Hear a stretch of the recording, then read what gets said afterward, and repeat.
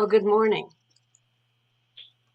I'm Electra Porzel with the Language of Consciousness Institute, and this is Liz Geyer. She is also with the Institute. And today we want to talk about beginning with the beginner mind. Now, I think we all remember back to the beginner mind of, let's say, kindergarten, where everybody didn't know about school then. We didn't know about routines. We'd had some parents probably read to us, but that was kind of it. Well, as you age, we always are really proud that we no longer are the beginner. I mean, I remember when I was in early grade school looking up to the kids who were in fourth and fifth grade. Wow. Then I got there and I said, well, that's not so hot. So I'm going to look up to the kids in eighth grade. So one of the things I think that happens, at least my perspective, and then Liz will share, is that we get to value the experience we have, which is good. We get to value the expertise that we have and we use it in the world, and that's good. But we lose something vital when we no longer practice the beginner mind. And Liz and I were just in a program with the Newfield Institute, which one of their premises is really to start to for you to come to a beginner mind. Start with a beginner mind. So, Liz, you want to just say your immediate first thoughts about that? Yes, I think that, and I've heard this being said over and over, especially just in the last couple of weeks, that as humans, as we grow up, quote, we always think, oh, I'm going to be like, I'm going to be this expert when I grow up, and we're always pushing towards mastery, and thinking that that's what that's what we want as humans. That's why we came here, to be masters of our universe, and what we miss along the way is the joy of learning and the joy of being a beginner. And it was interesting where one of the things we have to do with Newfield is reflect on the readings that we're doing. And one of the readings talks about being on the plateau and being in practice and not being the expert, starting as the beginner and then moving on to an advanced beginner, etc. And this author of this particular book called Mastery, George Leonard, talks about being a beginner in the martial art of Aikido, and how being on the plateau is really important, and coming from being a beginner with almost everything that we're doing is a really good thing. And so I was reflecting, because I come from the field of education, I was reflecting that during my career, we would be presented with new curriculum consistently. And in education, we always talked about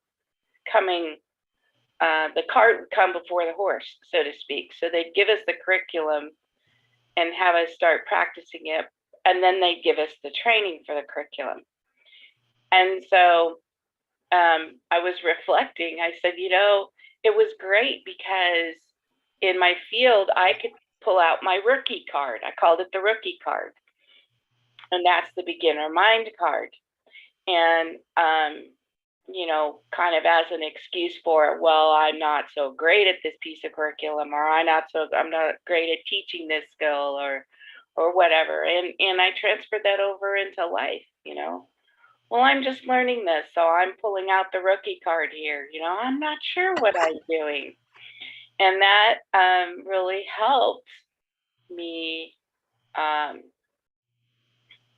I think, forgive myself for what I didn't know, not realizing that there's nothing to forgive, that um, being in the field of a beginner is actually a beautiful place to be. And coming at a new skill or a new piece of learning or a new life lesson as a beginner in a very innocent way has been a gift, I would have to say. So, how are you with that, Electra? Well, I have to say, there's some pitfalls I think that we all fall into because one of the things that we say, we go, well, somebody says something, let's say an instructor says something, you go like, I already know that. Or that's just like this other thing I know. And I've watched it when people, I've done it. I know it. I was with a group of people who were reading a new spiritual book. And instead of saying, gee, what is this world that this author is talking about and how does it work? They would say, oh, that's just like, Mm, and they would sort of take the ideas of one book and lay it on top and say, well, it's like that. That's how it functions. So I think part of what we want to do is make sense of the world and we want to see how it's interconnected. But sometimes we jump too quickly. And I remember once I was trying to teach a certain healing approach to a couple of friends of mine who did healing. And they both had this one method that they really, really liked. And in the very first class that I was teaching them this other method, they immediately put what little bit I told them into this other method. They didn't have a way to say, let me put this method that I use all the time to the side and let me just learn this method new. Because one of the things that I know from healing, at least, is you got to practice the whole protocol. Because if you don't get a sense, and in healing, we have to have a sense in our bodies, and then it makes sense in our mind. Well, if you don't do that, you mess up the protocol. You have no idea what the protocol was really supposed to do because you've intermixed it and you've made something that's a hybrid, but you don't have any more kind of a pure sense of it. And that's what I learned. That's when I first learned to be able to almost wipe a slate clean. So if I went into a new healing class and they would say, please don't mess your other stuff you know with this method, I would essentially just say, okay, I'm new to here. I think I fall prey to not beginner mind when it's an intellectual concept because I go, oh, okay, I think it's like this. I think it's that approach is very common because we're always trying to find linkages. But just like my friends who are trying to short circuit the healing, integrating a new method into their healing practice, you lose the different perspective that the new concept, the new learning approach, the new healing approach gives you.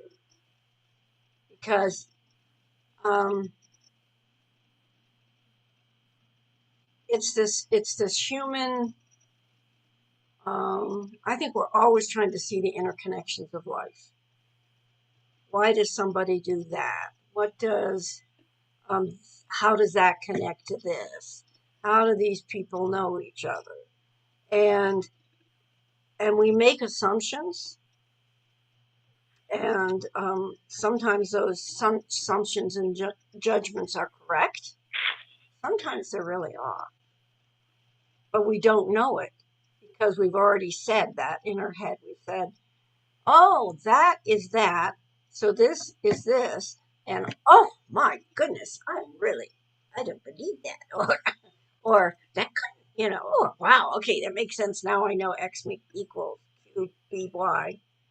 Um, so I think it's like when the school system did that to you, gave you a curriculum and had you practice it before they actually taught you how to do it.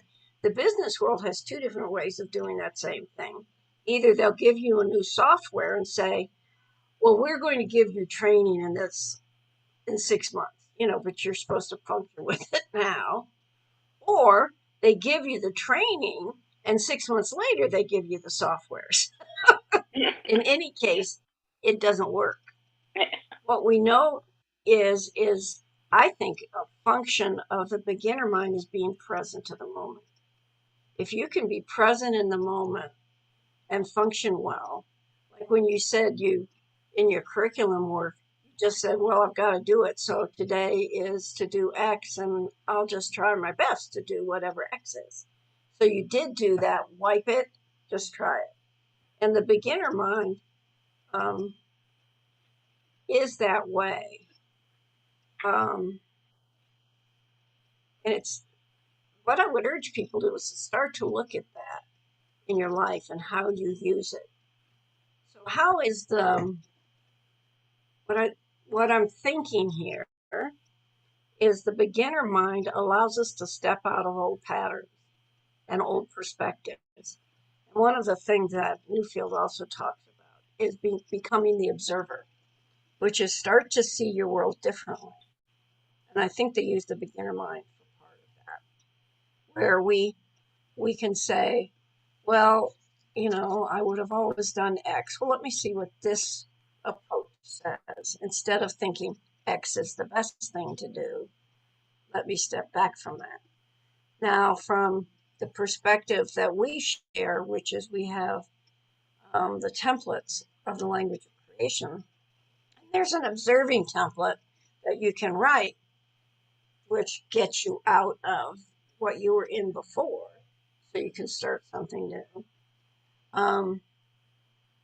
The Newfield Institute has a number of different things to get you out of where you were, so you can observe and know where you're at, whether it's your body stance or your mood or your emotion or your language, so that you can look at where you are differently and make different choices. And in their perspective, if you can see things differently, you can make different choices and you can get different results in your life. From the work with the Institute, the same thing happens. You write an observing or an observing being and you go like, okay, I'm not caught in that mental loop or that emotional loop anymore.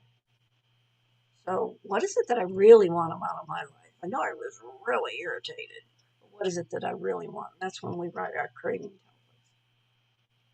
And I know we've done this thought process before, Liz, but can you put this into your Oh yeah, experiential languaging? I have a great experience, and I can't remember where I read it. I think because I have been in the Newfield Mastery book.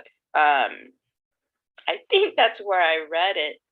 It has to do with house cleaning. Now,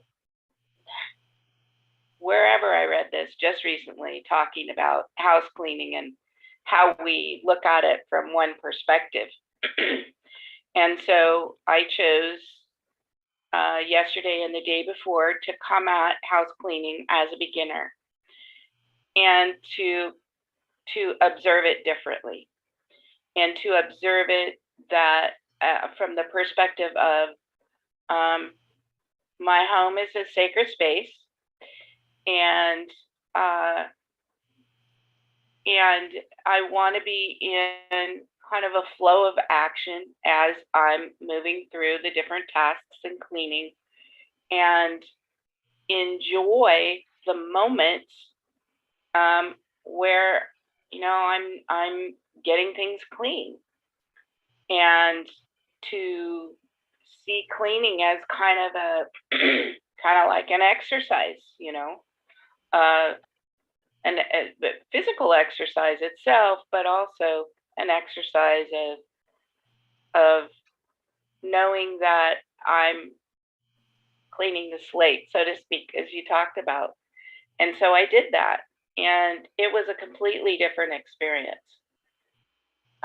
It was like time melted away. There was no time. There was no, I have to get to this place in my cleaning regimen by this amount of time, the way I may have before. So there was no time allotted for that task. And then just being in, noticing what I was cleaning, like honoring everything that I put my hands on or my feet on, as in the case of, I was using a rag to do the floor with my feet. And it was a whole new way of being with cleaning. I mean, I loved it. I absolutely loved it. And I noted at the end that it took me way less time. Wow. Oh, Yeah. okay. So there was this flow, and I got everything done in like an hour, and usually it would take me about 2 hours. And so yeah, so coming at observing something, observing a practice from a different perspective, from a new perspective, helps you to see things differently, which is what the observings do. Exactly, and what we try to work with in the institute. So I think that's a really good example of coming at something newly. So why did you do that? What triggered the thought in you to say, I'm going to do cleaning differently? What triggered that? Yeah, I wanted a different out. I wanted. I was in resentment. I was in resentment the week before, saying, I'm the only one that really cleans the house thoroughly, blah, blah, blah, blaming others, and going, well, okay, then I realized, well, I like a clean house. I like it. It feels good. And so I need to shift my perspective, and how can I do that? Because the cost to me was anger and resentment and not a feeling of accomplishment when I finished. Only well, thank goodness that's finished, kind of thing. And you're still pissed at the rest of the family. Yeah. Who didn't do anything. Yeah. Yeah. Blaming others for, whatever, because I wanted a clean house. And so I had to observe that it was me. I was the one bringing all this resentment to the party. And so I don't know where I read this, but it was like, of course, the perfect timing, as it always is, because the universe shows us these things when we're meant to see them. So yeah, coming from an observation of resentment and wanting a different outcome, and so taking a different action, which is what the observing exercise does for us. Helps us to be present to something, and then make a choice to be where we are, and then maybe to take it a step further and choose a different outcome, or choose a different action, rather. Yeah. One of the things I was thinking about that is resentment can be both an emotion and a mood. And this is something that comes from Newfield. And emotions are something that arise in the moment, right? Resentment is a little longer term. I think it's more like a mood, right? So if you stay in resentment, or you stay in anger, or you stay in pity party, I do pity party myself. It colors your world, right? Because I remember a time when I was mad at my husband about not doing anything. And the poor guy walked through the door and I reamed him. He was going like, what's going on? He just said, what? Yeah. He was completely caught off guard. So it didn't build a relationship, say positively, because he got mad at me because I had gotten mad at him, you know. And you can always say I have a very good reason for being resentful or anger or whatever. The issue is it doesn't do any good and it colors your world. So like Liz, when you're talking about it, you're going like, okay, you maybe never even said that to the rest of the family, but the family got it. Liz is upset about something. So just steer clear of her. That's what we usually do in my family, and even in offices that I've been in. We go, oh, let's steer clear of so-and-so today. Looks like it's not a good day.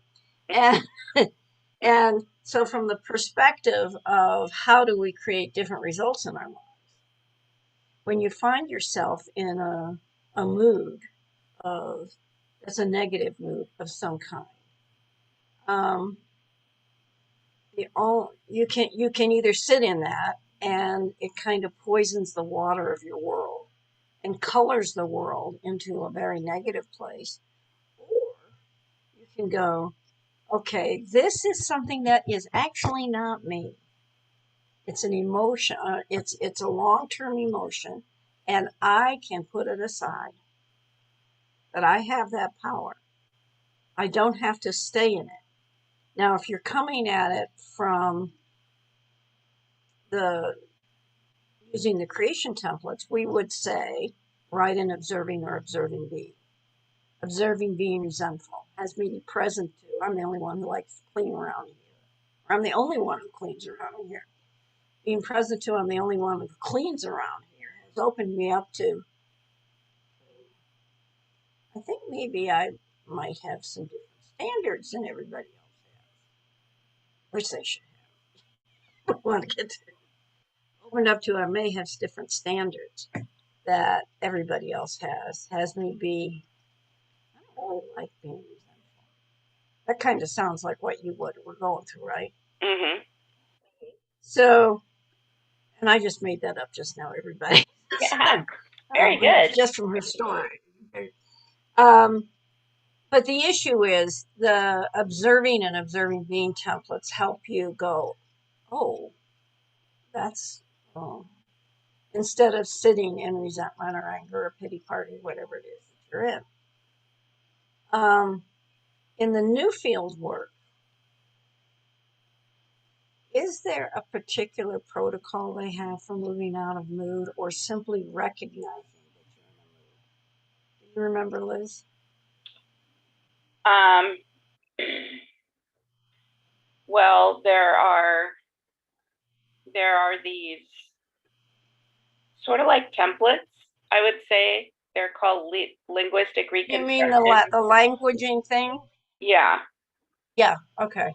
So Okay. to me, it's um, similar to, and here we go comparing, but similar to a template. Yeah, it's not like a craving. To me, it's more like an observing. You kind of put before you what you're It's more seeing. like an observing, right?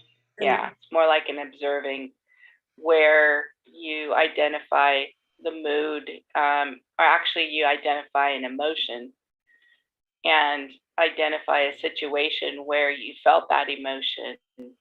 And then basically it goes to just like in an observing, it goes to an action or where you are with it and what kind of an action might you take differently.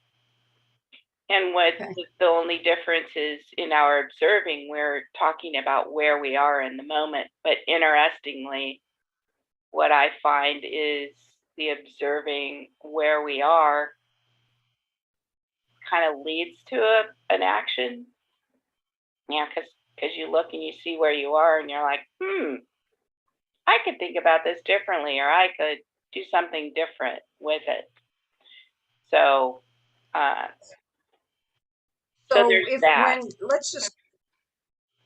if we use our observing and craving templates, and you realize that, and I'm just going to use you as a guinea pig if you're all Sure. right, that you observed that you were resentful about the cleaning. You're going like, and what might have come out of an observing being for you was, I don't like feeling this way. This just is not making my day at all. So out of that, you probably started thinking, well, what is it that I want? Or you realize, like, I actually do like to make things sparkle and clean. So if you were in your mind, would it be a craving or craving what cleaning Yeah. might have been a good one? Mhm. Is in and I don't know. What I'm trying to say is we move from in the templates work.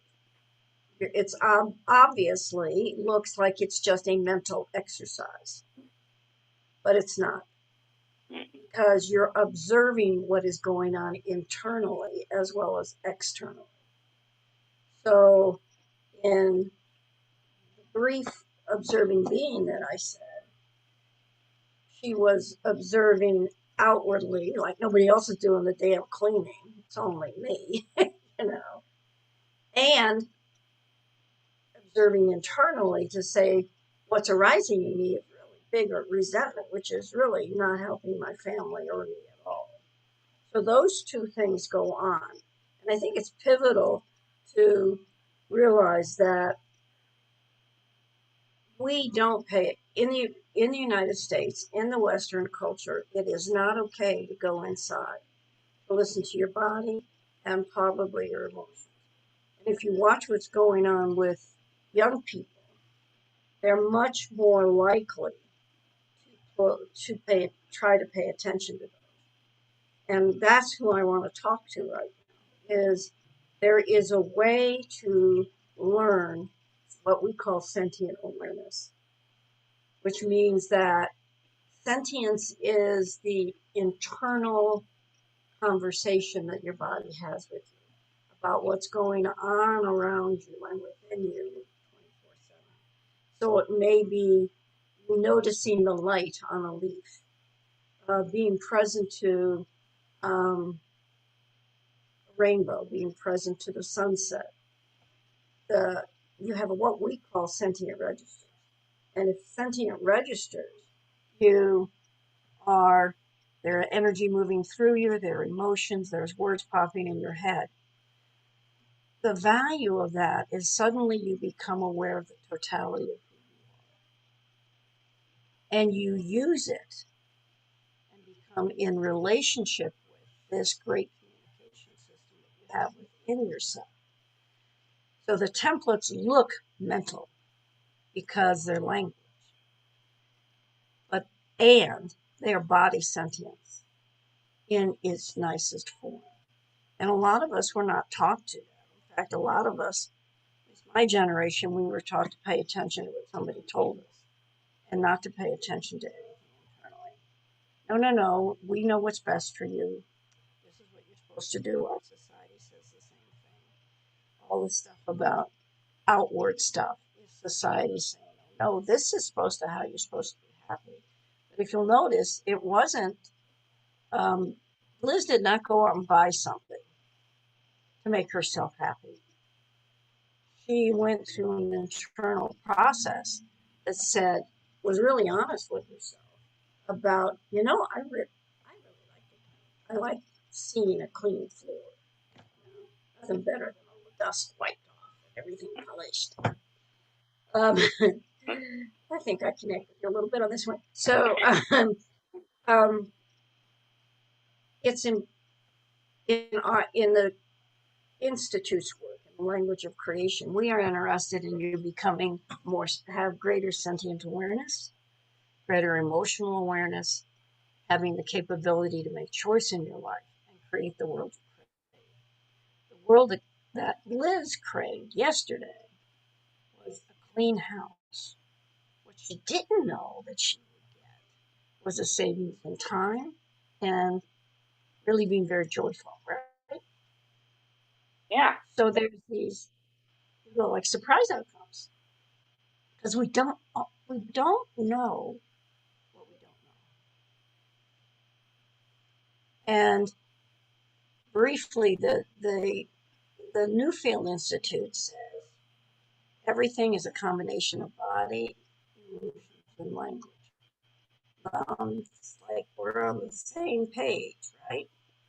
So if we become more aware of how we hold our body, more aware of how emotions are controlling or limiting or expanding our lives, we can, and how we learn how to language that, which is always sometimes a new thing, we create a different way of being in the world. And when you create a different way of being in the world, you get different actions and you get different results. So we go at it from teaching you how to use the template when you write them to access all that internal information. Newfield has a lot of different ways of teaching people to become more cognitively aware, sentiently aware of their bodies and their language.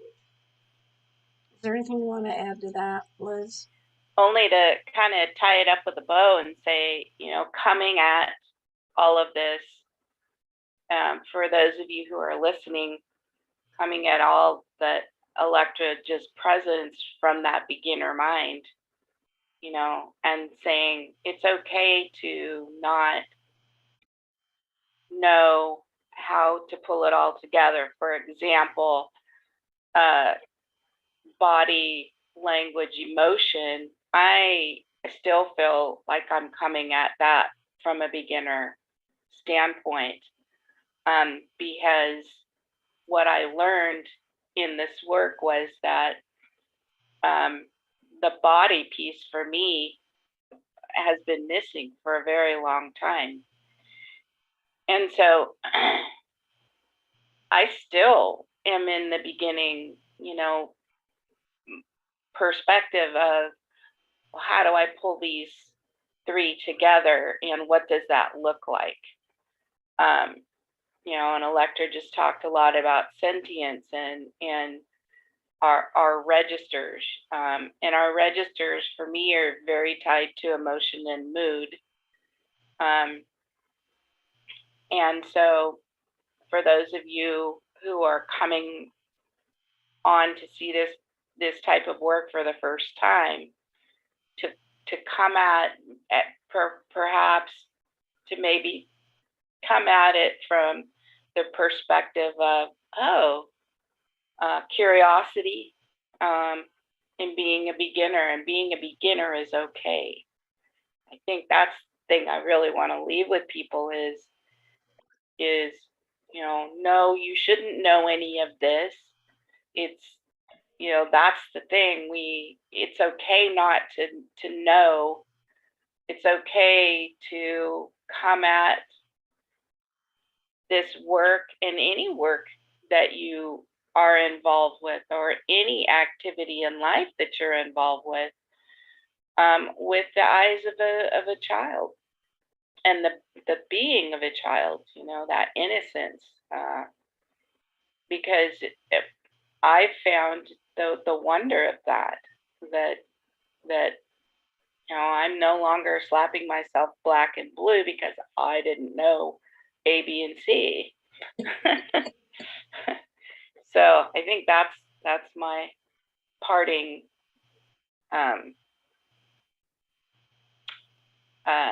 reflection, is to really embrace what is coming to you in whatever walk of life you're in, or whatever experience of life you're in, coming at something with a new set of eyeglasses maybe, and knowing that being in the beginning space of something is actually really exciting.